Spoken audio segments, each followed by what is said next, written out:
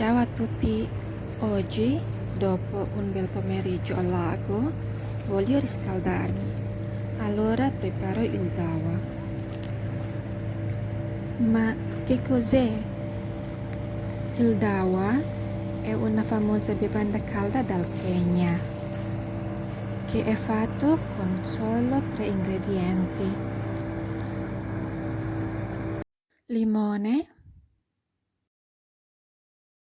zenzero e miele. Qui abbiamo tutti gli ingredienti. Iniziamo. Frulliamo dello zenzero, circa 20 grammi, il succo di un limone,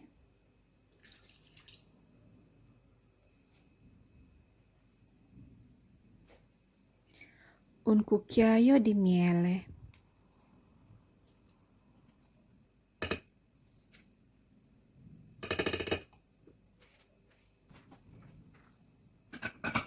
E aggiungiamo un po' d'acqua.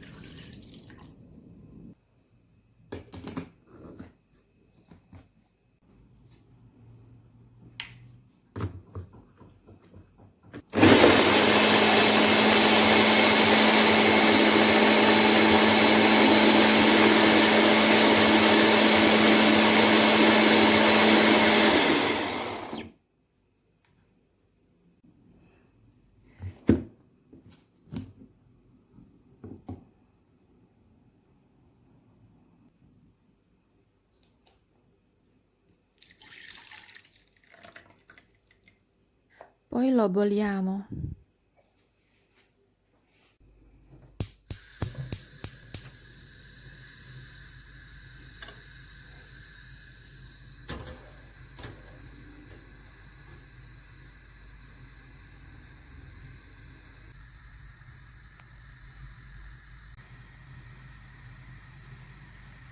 Quando ha bollito, possiamo versarlo in una tazza.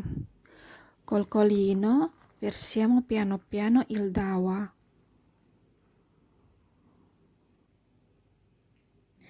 In questa pandemia, questa bevanda è molto adatta perché aiuta il sistema immunitario.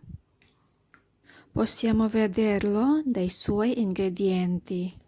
Il limone contiene molta vitamina C ed è quindi utile per il raffreddore.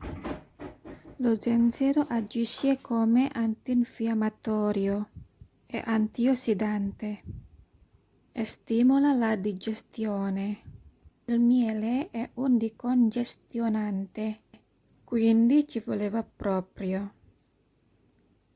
Ed ecco pronto. Ciao ciao, alla prossima!